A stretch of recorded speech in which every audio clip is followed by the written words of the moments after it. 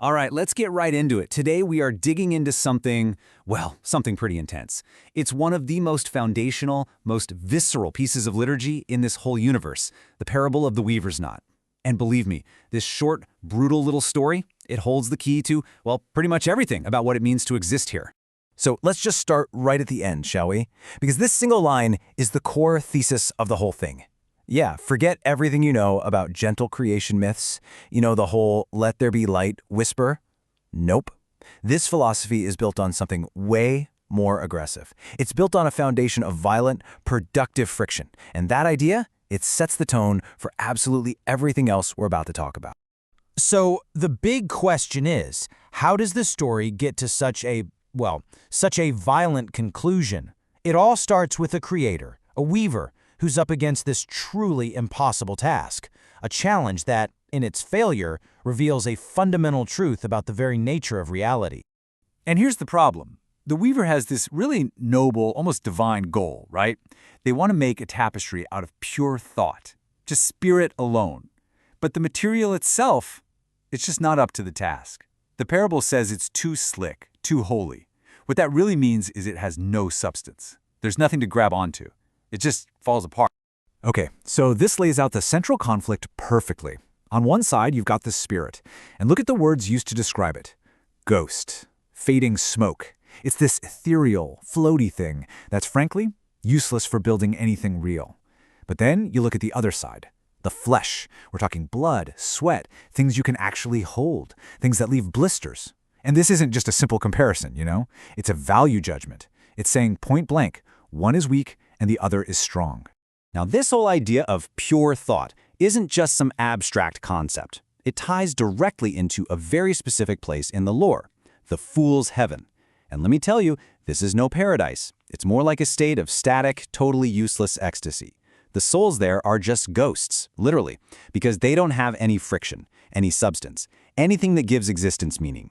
So the weaver's problem? It's not just some artist having a bad day. It's a deep theological crisis. All right, so if pure spirit is totally useless, what's the answer? What's the solution? Well, the parable builds to a pretty shocking and, according to this philosophy, a totally necessary solution. And yeah, this is where the story takes a very dark, very visceral turn.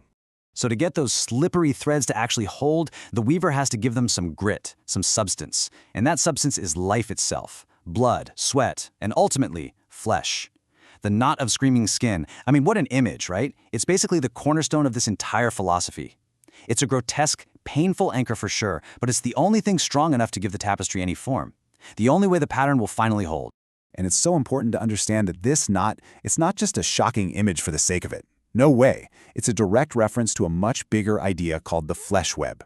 The thinking here is that the entire universe, all of creation, is interconnected by this tense, visceral, physical web of matter. So what the weaver does with that knot, that's just a microcosm, a tiny demonstration of a law that governs everything. Okay, so this is where we move from the story itself into the underlying rules of this universe. We're talking about the theology of it all, a system that is built entirely around one concept, friction. Friction as a creative and absolutely necessary force. And this table here, it just lays it all out so clearly. You see how every piece of the parable connects to a bigger concept. The threads of pure thought, that's the fool's heaven, reminding us that spirit is weak. The knot of screaming skin, that's the flesh web in a nutshell, showing that life is held together by physical tension. The two things grinding part, that's the core idea behind the grand playground. That friction is literally the only source of existence. And finally, until it blisters. That's not a threat, it's a goal. Scars are proof that you're real. It's a call to find life through pain. Which brings us to the final part of all this, which is basically a call to action. It's known as the mockery. And this isn't just some poetic metaphor. Oh no, it's a direct command, a set of instructions on how you're supposed to live your life based on everything we just learned from the weaver. And what this mockery does is it takes traditional spirituality and just flips it completely on its head. Think about it. In so many belief systems, the body is seen as this temporary cage, right? Something you have to escape to free your true self, your spirit. But here, it's the exact opposite. The spirit is the ghost. It's useless. The flesh, your body, that's the only thing that's real. It's the only thing you can actually hold on to, experience, and use to make a mark on the world. So, How do you live this way? Well, it's actually broken down into a pretty clear 4-step path. It's called the path of transcendent lust. First, you have to reject the spirit. Just recognize it for what it is, a useless ghost. Second, you embrace the flesh. It's the only real thing you've got. Third, and this is the big one, you actively seek friction. Rub your soul against the world, as the text says. And finally, fourth, you create through that collision. You go out and make blisters the proof that you exist, that you've lived. And just like that, we've come full circle, right back to where we started. Back to that violent, powerful hum at the very heart of this entire philosophy. This is the final idea, the one that ties it all together. If you take one thing away from this, let it be this. In this world, creation is not a gentle act of will. Things don't pop into existence because of a quiet thought or a whispered word. No, they are born from the collision of matter. From tension, from grinding, from pain. Existence isn't just handed to you, it is violently forged. And that leaves us with a pretty unsettling question to chew on, doesn't it?